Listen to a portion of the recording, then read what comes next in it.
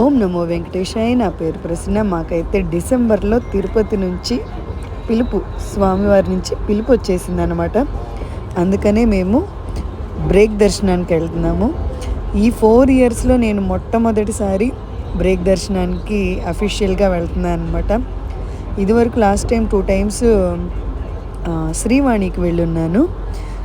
అంటే ఎప్పుడూ కూడా మేము ఎవరిని ఒకళ్ళని కూడా మాకు బ్రేక్ దర్శనం ఇవ్వండి అని అడిగింది లేదు. సో ఈసారి బ్రహ్మోత్సవాలు చేసిన వాళ్ళకి బ్రేక్ దర్శనం ఇస్తున్నారు అని అంటే మా సార్ పెట్టుకున్నాడు అనమాట. సో వెళ్తున్నాము. వెళ్ళే దగ్గర నుంచి ఆటంకమే, ఫుల్ 1/2 అవర్ ట్రాఫిక్ జాము. ఎట్టకేలకి స్వామివారిని గురువారం రోజు నిజరూప దర్శనంలో చూడగానే అదంతా పోయింది.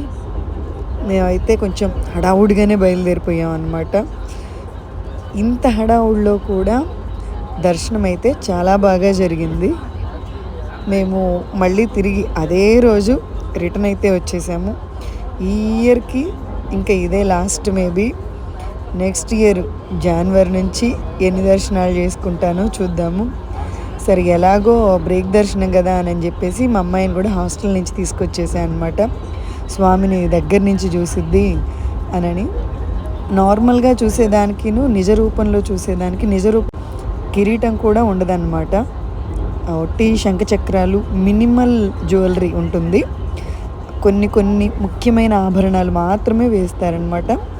స్వామివారి వస్త్రాలు అంతే, ఎక్కువ పూలమాలలు అవన్నీ ఏం ఉండవు.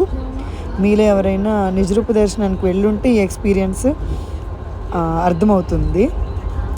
చాలా దగ్గర నుంచి చూస్తాం కదా, చాలా బాగా అనిపించింది. చూద్దాం, ఈ ఇయర్కి ఇదే లాస్ట్. నెక్స్ట్ ఇయర్ మళ్ళీ కలుసుకుందాం. బాయ్ స్వామి.